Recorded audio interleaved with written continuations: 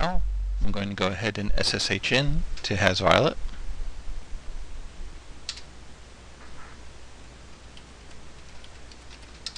And I'm logging into the Pi directory. If I do a quick directory, what you'll see is installed, you'll see a HASviolet directory. You'll see the install shell program you used to install everything. You'll see a subdirectory called HVDN-repo, which is a clone of the GitHub repository. And you also see dev-violet.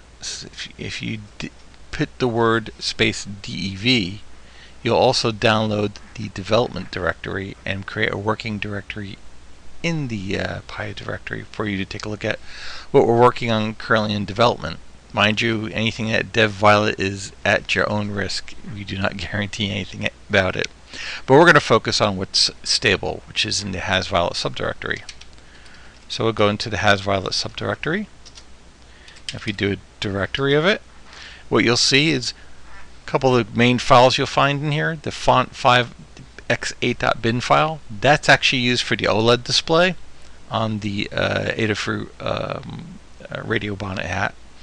You'll also see the rf95.py at the bottom there. That is the library we use to talk to the hat, particularly to the LoRa module. Another critical file you see is the INI file. That's a file that we're going to edit shortly that has all the configuration for used by the other applications. The core applications we have here is HASviolet-receive and HASviolet-transmit-RX and -TX. Those apps are developed as engines, so they're developed with the intent that you're going to use another application to wrap around it. HASviolet-beacon is exactly what it intends. It's a beacon that just goes on for as long as the count you want. And finally, the only interactive program we have is a chat program called HASviolet-chat. And it's just a rudimentary chat program so you can talk between two HASviolet devices. But first of all, let's go into the INI file and edit it. So we go ahead and edit the INI file. And you'll see it's fairly simple. There's a default and which is the only section here right now, the default section. The first two lines are really for what are the settings to talk to the RFM module. Node address equals 1 was something that's for future reference. I'll leave it at that for now, that we're trying to do for at the lower level protocol. The frequency we operate on is 911.25 megahertz. You have to be very cognizant. If you're in the US, you can use the 900 band. In Europe, it's the 868 band. So for HASviolet, we've standardized, at least for US usage, 911.25. The transmit power is a rating from 5 to 23. We actually have it set up for very low. Modem configuration is actually different modes you could do for LoRa as far as how much bandwidth, how much characters per second. You can vary this. I say you vary it, but you need to follow the instructions for the library of actually how to tune that. But we're going to leave that setting as is, because that setting is actually giving you the best of both worlds. How much distance can we cover with given the power, and how much bandwidth. So that's focused on reliable transmission. My call, that gets changed to either your handle, if you want to call it a handle. Like for this, we can call it Violet dash. We can just call it Violet or anything we want. If you've got an amateur radio license, we encourage you to use that in there. SID is a number that we use to identify maybe you might have multiple Violets. So mine might be NE2Z and the SID might be 50 or 51 or 52. SID is also used in APRS. They actually have the numbers reserved, I think, from 1 to 15. We're trying to looking for HASviolet on LoRa to start with numbers from 50 on up to 99.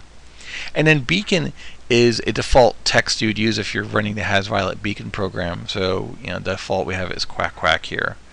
All I'm going to change in here is the call sign.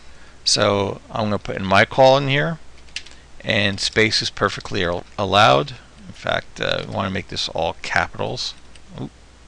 Yeah, fix this. And the SID, I'm going to make it 50.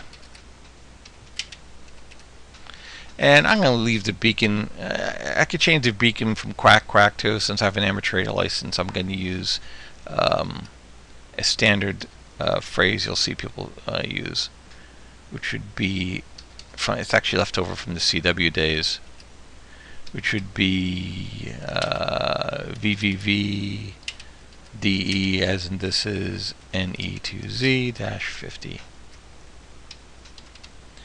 I'm going to save that and write it. And now I have the INI configured. We can go ahead and, for example, let's go ahead and start and use the HASviolet beacon. I have to preface any application in here with the // and if I want to know how to use that beacon, I could do a -H, and that will actually tell me the arguments I could pass to it. So -H gives you the help.